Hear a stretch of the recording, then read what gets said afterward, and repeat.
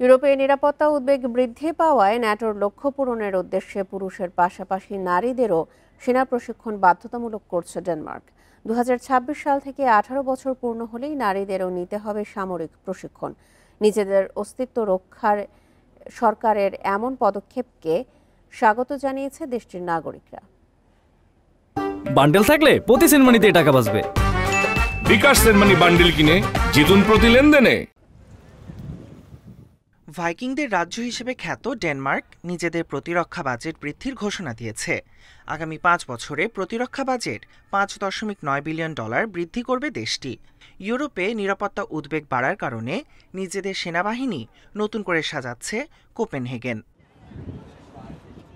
এতদিন পুরুষদের জন্য 18 বছর পূর্ণ হবার পর সামরিক বাহিনীতে যোগ দেয়া বাধ্যতামূলক ছিল।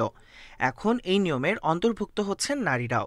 ডেনমার্ক সরকার ন্যাটোর লক্ষ্য পূরণ ও নিজেদের নিরাপত্তার জন্য পূর্ণবয়স্ক নারীদের সেনাবাহিনীতে যোগদান বাধ্যতামূলক করার চিন্তাভাবনা করছে।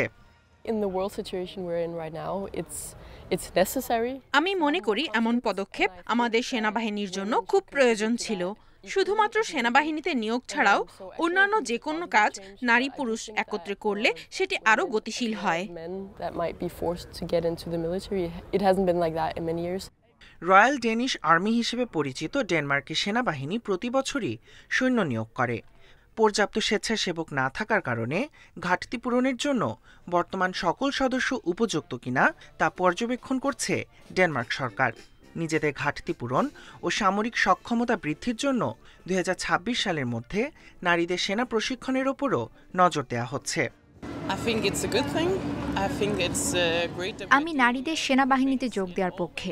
সেনাবাহিনীতে যোগ দেওয়ার প্রক্রিয়াটি অনেক জটিল, তবে তা অসম্ভব নয়। দেশের স্বার্থ রক্ষায় সব নাগরিকের যার যার কর্তব্য পালন করা উচিত।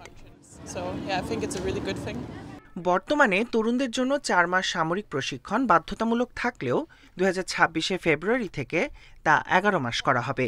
ডেনিশ সামরিক বাহিনী জানিয়েছে 2026 সালে প্রায় 4000 তরুণ তাদের প্রশিক্ষণ শেষ করবে। 2033 সালের মধ্যে বছর প্রতি 6500 তরুণ সামরিক প্রশিক্ষণ শেষ করবে, এমনটাই আশা করা হচ্ছে। Tahmid Abrar, independent news.